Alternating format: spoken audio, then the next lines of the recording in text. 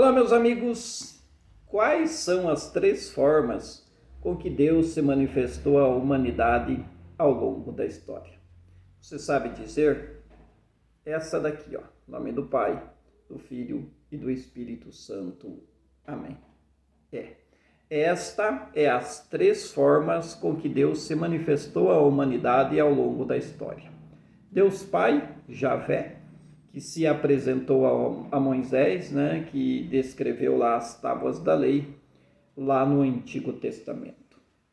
Depois, ele se apresenta em Jesus Cristo, que se manifesta ou se encarna aqui no meio de nós, no seio da Virgem Maria, e divide a história entre Antigo Testamento e Novo Testamento. E pouco antes da sua partida, Jesus prometeu enviar o Espírito Santo e que não nos deixaria órfãos. E logo em seguida, a sua morte, nós recebemos o Espírito Santo e que está em nosso meio. Vivemos nos dias de hoje o tempo do Espírito Santo. Estas três pessoas se manifestaram à humanidade ao longo da história nessas três formas. Aquilo que a Igreja Católica chama de Deus Trino, Uno e Trino, um dogma de fé, né? É um único Deus manifesto em três pessoas ou de três formas: o Pai, o Filho e o Espírito Santo. Essas são as principais formas com que Deus se apresentou ao longo da história humana. Deus Pai, Deus Filho e Deus Espírito Santo.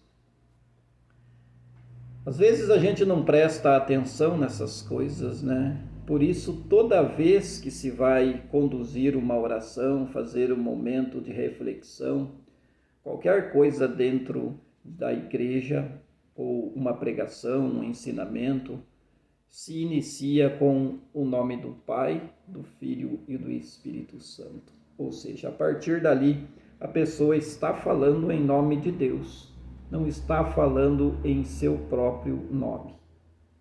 Ela não está falando em nome do presidente da República, presidente da comunidade, em nome do Papa, ou de qualquer outra pessoa. Ela está falando em nome de Deus, Pai, Filho e Espírito Santo. Então, meu irmão, isto é de uma seriedade enorme, de uma seriedade muito grande. E a igreja declara um dogma de fé, né? Porque não consegue, com a nossa capacidade humana, a humanidade não consegue explicar isso. Porque é um único Deus manifesto em três pessoas, ou de três formas, ou de três jeitos, né?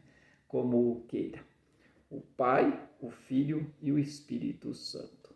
Deus Pai, Antigo Testamento. Deus Filho, Jesus Cristo, que veio e dividiu o Antigo Testamento, ou seja, inaugurou o Novo Testamento na história.